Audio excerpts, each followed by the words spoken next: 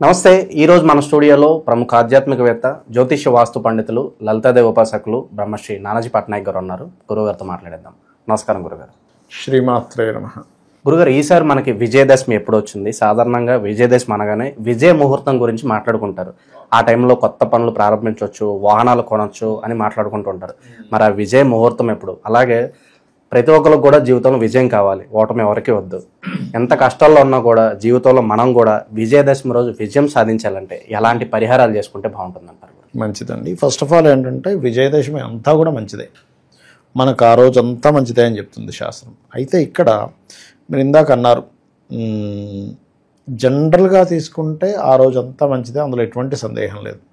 అయితే ప్రత్యేకంగా నేను ఏదైనా ఒక పని ప్రారంభించాలి అని అనుకుంటాడు మనిషి. అలా అనుకునేటప్పుడు నేను అమ్మవారి మీద పూర్తి భారం వేసి అమ్మవారి చూసుకుంటుందని వెళ్ళిపోవడం ఒక లెక్క.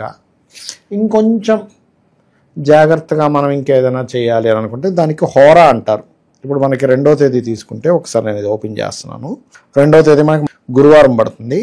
గురువారం నాడు సర్వసాధారణంగా పొద్దున్న 8 నుంచి దాదాపుగా 11, 12 వరకు కూడా రవి, శుక్ర, బుధ, చంద్రహోరలు ఉన్నాయి. మంచి హోరలే ఉన్నాయి అక్కడ. So no need to worry. అలా కాదు, మళ్ళీ ఇంకోసారి ఎప్పుడు ఉందంటే 3 నుంచి ఆల్మోస్ట్ 7 వరకు ఉంది. అయితే ఇందులో మరలా మీరు దుర్ముహూర్తాలు, వర్జాలు ఇలాంటివి ఏమైనా ఉంటే తీసేసుకొని ఆ సమయంలో చూసుకోవచ్చు. 2 సార్లు ఉంది. కాకపోతే ఇక్కడ ఏంటంటే ఇప్పుడు ఒక గృహప్రవేశం చేస్తున్నాం, కానీ గృహప్రవేశం చేసేటప్పుడు ఖచ్చితంగా మీరు లగ్నశుద్ధి, చతుర్థ శుద్ధి, అష్టమ శుద్ధి, పంచకరహితము అంటారు. అంటే అగ్ని పంచకము, అలాగే చోర పంచకము, ఇలాంటి పంచకాలు రాకుండా చూసుకోవాలి. దాని తిథి, వార, నక్షత్రము ఇవన్నీ క్యాలిక్యులేషన్ చేసి డివైడెడ్ బై చేసి 1, 3, 5 మనకి 7 ఇట్లా వచ్చేలాగా శేషం వచ్చేలా చూసుకుంటారు. అది ప్రధానంగా. అయితే మనకి మైండ్ సెట్లో గనక లేదు, నేను ఈరోజు అమ్మవారి భక్తుడిని, అమ్మవారే చూసుకుంటుందనే ఒక పాజిటివ్ మైండ్ సెట్తో వెళ్ళిపోవడం అన్నిటికంటే ముఖ్యం. మనకు ముహూర్త శాస్త్రంలో కూడా ఏం చెప్తారంటే, నీకు ఎప్పుడు ఉత్సాహంగా ఉంది, దానికంటే ముందు ఎటువంటి డిస్టర్బెన్సెస్ లాంటివి ఏమీ జరగలేదు, నీకు ఎప్పుడు చక్కగా ఉత్సాహంగా ఉంది, ఆ సమయంలో కనుక నువ్వు చేసినట్లయితే అది ఖచ్చితంగా ఫలకృతం అవుతుంది అని చెప్తారు శాస్త్రంలో. సో ఆ రకంగా ఏంటంటే మనకి ఎప్పుడైతే ఎస్ నేను ఇప్పుడు చేయగలను అని మనకి ఎప్పుడైతే అనిపించిందో అది బ్రహ్మాండమైన ముహూర్తం అని చెప్తుంది శాస్త్రం. ఓకే. అయితే దసరా రోజు అమ్మవారి ఆరాధన చేసి ఎవరైతే మొదలు పెడతారో అంటే ఏం చేయాలి? దుర్గాష్టోత్తరం చదువుకున్న ఆ రోజు దుర్గాష్టోత్తరము, అమ్మవారి నామాలు, ఇంకేమైనా లలిత సహస్రనామాలు ఇలాంటివి ఏమైనా సరే చదువుకొని, అమ్మ నువ్వు ఉన్నావు, నువ్వు నడిపిస్తావనే భావనతో నేను ముందుకు వెళ్తానని చెప్పి చేసుకున్నట్లయితే వాళ్ళ యొక్క జన్మజాతకాల్లో సర్వసాధారణంగా రాహు మహర్దశ నడుస్తుంది అనుకోండి. రాహుకి అధిష్టాన దేవత దుర్గా. ఎవరైనా రాహుదశలు నడిచేటప్పుడు ఏమవుతాయంటే అన్నీ రివర్స్ అవుతుంటాయి. ఎక్కడో రాహు మంచి పొజిషన్లో ఉంటే తప్ప ఎక్కడో ఊహల్లోకి తీసుకెళ్తాడు.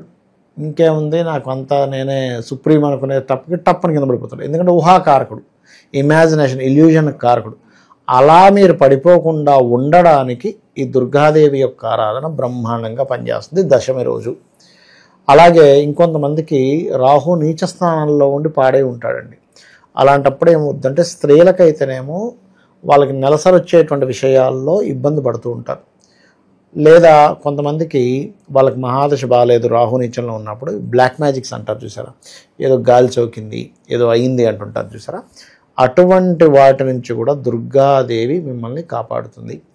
అయితే మరీ ఎక్కువ ఇబ్బంది ఉన్నదండి మాకు అని అనుకునేటువంటి వారు దుర్గా దేవికి సంబంధించినటువంటిది దుర్గా సప్తశతి అంటారు. దాన్నే మనం చండీ అని కూడా అంటూ ఉంటాం. ఆ యొక్క దశమి నాడు చండీ పారాయణం చేయడము లేదా చండీ హోమం చేసుకోవడం అన్ని విధాలా ఉత్తమం. ఆ రోజు అక్టోబర్ 2వ తేదీ వస్తుంది, గురువారం వస్తుంది. గురువారం రావడం కూడా విశేషంగా చెప్తూ ఉంటారు. ఎవరైనా సరే అదే రోజు కనుక చండీతో పాటు కుబేర పాశుపతం అంటారు, కుబేర పాశుపతం కూడా చేసుకుంటే ఎవరికైనా ధన సంబంధించిన ఇబ్బందులు ఉన్నప్పుడు ఈ యొక్క గురువు యొక్క రోజు అయింది ఆ రోజు కాబట్టి, మనకి మూలధనానికి గురువు కారకుడు. వాళ్ళ జన్మజాతకాల్లో 2వ స్థానము, పంచమ స్థానము, లాభస్థానము, భాగ్యస్థానం ఇలా ఉంటాయి కొన్ని స్థానాలు. అంటే 2వ స్థానం అయితే సహజంగా లిక్విడ్ క్యాష్ ఉండదు. పంచమం అయితే అనాలోచితంగా కొన్ని తప్పిదాల వల్ల వాళ్ళు కొన్ని అవకాశాలు కోల్పోతారు. భాగ్యస్థానం అంటే దేవత అనుగ్రహం ఉండదు అక్కడ. లాభస్థానం అంటే వ్యాపారాల్లో కలిసి రాదు. అలాంటి వాళ్ళు కూడా ఈ కుబేర పాశుపతం ఆలోచన చేసుకోవడము దశమి నాడు, దాంతోపాటు చండీ పారాయణం చేసుకోవడం, ఈ రెండు కలిపి చేసుకుంటే కూడా ఖచ్చితంగా బాగుంటుంది. ఇక్కడ ఏంటంటే ఒకటి మంచి ముహూర్తము, దేవత అనుగ్రహము, దాంతోపాటు మీరు దానికి తగ్గట్టుగా కష్టపడ్డము, నమ్మకంగా ముందుకు వెళ్తూ ఎక్కడా కూడా డీవియేషన్స్ రాకూడదు. మనకి చేస్తూ ఉన్నాం ఇంకోటేదో చెప్పాడు అటు వెళ్ళిపోతారు. కొంతమంది ఎలా ఉంటుందంటే ప్రారంభిస్తారు, ఎవరో చెప్తాడు నువ్వు ప్రారంభించావు కానీ ఆ రోజు ఏముందో తెలుసా, అనవసరమైన డౌట్స్, అనవసరమైన అనుమానాలు పెట్టుకోకూడదు. ఈ బిజినెస్ కంటే ఇంకోటి బాగుందంటే తెలుసా అంటే ఇది వదిలేసి వెళ్ళిపోతారు. ఇలాంటివి చేయకుండా ఆ రోజు ప్రారంభించడం అనేది అన్ని విధాల విజయాన్ని ఇస్తుంది అంటారు దుర్గాదేవికి సంబంధించింది. గురుగారు ఇంకేదో పూజ చేసామంటే చేసేసాము మాకు పుణ్యం రావాలని కోరుకుంటారు. చాలా వరకు కొన్ని తప్పులు చేస్తుంటారు. విశేషంగా నవరాత్రుల్లో ఎలాంటి నియమాలు పాటిస్తే మనకు ఆ పుణ్య ఫలితం అనేది వస్తుందంటారు సాధారణంగా? ఒకటేనండి, నవరాత్రులు కనుక ఒక దీక్షలా తీసుకొని చేయాలంటే ఫస్ట్ ఆఫ్ ఆల్ మీరు ఏ దీక్ష తీసుకున్నా బ్రహ్మచర్యం పాటించాలి. బ్రహ్మచర్యం అనే దానికి రెండు అర్థాలు ఉంటాయి. ఒకటి కలవకపోవడం, రెండవది అసలైన అర్థం ఏమిటంటే బ్రహ్మమునందు చరించువాడు, అంటే విశ్వం మొత్తం బ్రహ్మమే అనేటువంటి భావనతో తిరగడం. అంటే ఏది బ్రహ్మం కాదు, ఈ లైట్ ఉంది, ఫోన్ ఉంది, అద్దం ఉంది, అన్నీ బ్రహ్మ పదార్థమే కదా, ఆ యొక్క పరమాత్మే ఈ రూపాల్లో ఉన్నాడు కదా అని ప్రతి దాంట్లో బ్రహ్మాన్ని చూస్తూ బ్రహ్మం నుండి చరిస్తే అది బ్రహ్మచర్యం. అప్పుడు నీకు ఇంకా వేరే తప్పు చేయాలని కానీ తప్పు చేస్తున్నానని కానీ ఏముండదు. ఇంకా ప్రతి దాంట్లో భగవంతుని చేసేటప్పుడు. కాకపోతే ఈ నవరాత్రుల్లో మనకి దసరా దశమి వరకు ముఖ్యంగా బ్రహ్మచర్యం పాటించడం, కొద్దిగా ఒకవేళ దీక్షలా తీసుకున్నట్లయితే నేల మీద నిద్రించడం, అంటే ఒక చాప వేసుకొని, మరి మామూలు నేల మీద గచ్చు మీద కాదు, చాప వేసుకొని పడుకోవడము. అలాగే ఇంకా చాలామంది అయితే తలగడ కూడా వేసుకోరు. ఎందుకంటే దీనివల్ల రెండు రకాలు ఉంటాయి. మనకి స్ట్రైట్గా ఎలా అవుతుంది, దానివల్ల వెన్నుముక్క ఇదవుతుంది.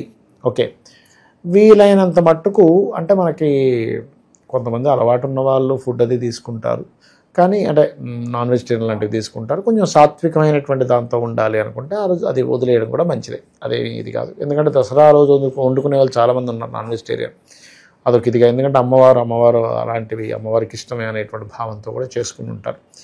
ఇంకొకటి ఏంటంటే ఎప్పుడు కూడా గుర్తుపెట్టుకోండి, మనకి నియమాలతో పాటు నెగిటివ్ థాట్ తీసేసేయాలి. వాడలాగా వీడిలాగా అని కులుకోవడం, కంప్లీట్ పాజిటివ్గా భగవంతుని ఆరాధించేటప్పుడు మీకు అదే ఆలోచన ఉండాలి, ఇంకా వేరే ఆలోచనలు ఉండకూడదు.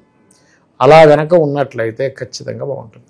ఓకే, సో ఓవరాల్గా విజయదశమి గురించి ఎలాంటి నియమాలు పాటించాలి, పూజా విధానం ఏ విధంగా ఉండాలి అద్భుతంగా వివరించారు. ధన్యవాదాలు. శ్రీమాత్రే నమః.